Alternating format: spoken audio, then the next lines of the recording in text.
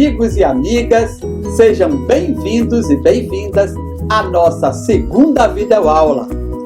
Nesse encontro, trataremos dos conceitos da comunicação interna.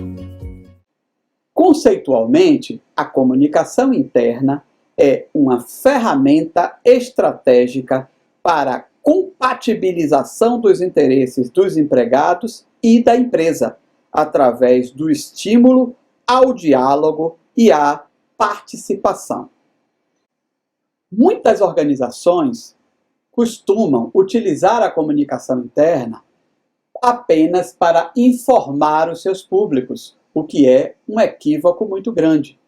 Comunicação pressupõe interação, pressupõe diálogo, e isso é muito importante. Como disse essa frase que eu acabei de comentar com vocês, uma ferramenta estratégica para a compatibilização dos interesses dos empregados e da empresa através do estímulo ao diálogo e à participação. Portanto, a comunicação precisa estimular o diálogo com os públicos internos e também a participação desses públicos no processo de decisão da organização. Quando isso acontece, você está de fato estabelecendo comunicação interna de qualidade. A comunicação interna pode ser definida, então, como um conjunto de métodos e técnicas que servem para informar, conscientizar, mobilizar e transformar o relacionamento da organização com os seus públicos estratégicos.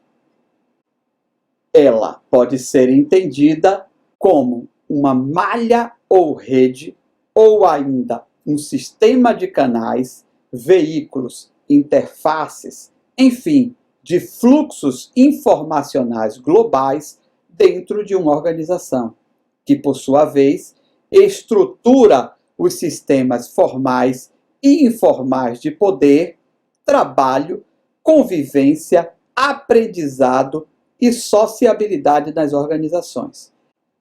É importante chamar a atenção de que vamos falar mais à frente sobre cada um desses itens que acabamos de descrever.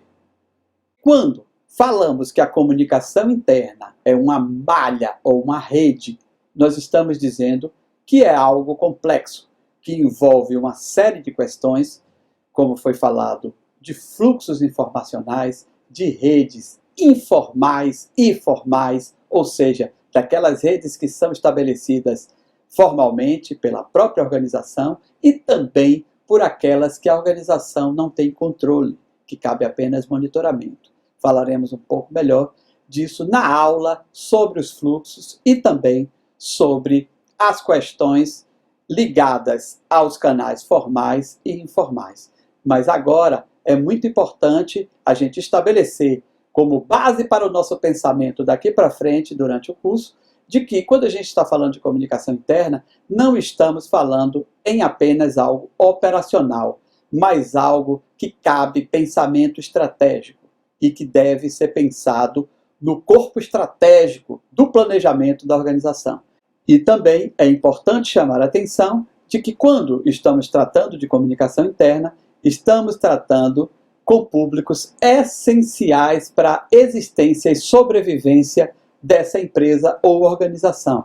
E, portanto, precisamos saber que estamos lidando com um ambiente extremamente difícil, complexo, porque se trata de lidar com pessoas, com ideias diferentes, visões de mundo diferentes, mas também temos que lidar com a questão da cultura organizacional, que, de certa forma, é formada por esse conjunto de culturas, né, que os indivíduos trazem por si próprios, ou seja, que trazem intrinsecamente para compor esse conjunto. Mas, obviamente, que cabe a nós, que tratamos a comunicação, que pensamos a comunicação interna, estruturar aquilo que a gente deseja e projetar a cultura organizacional que pretendemos para a nossa empresa. A nossa segunda videoaula vai chegando ao fim e eu convido você para assistir a próxima, a terceira videoaula sobre os benefícios da comunicação interna. Até lá!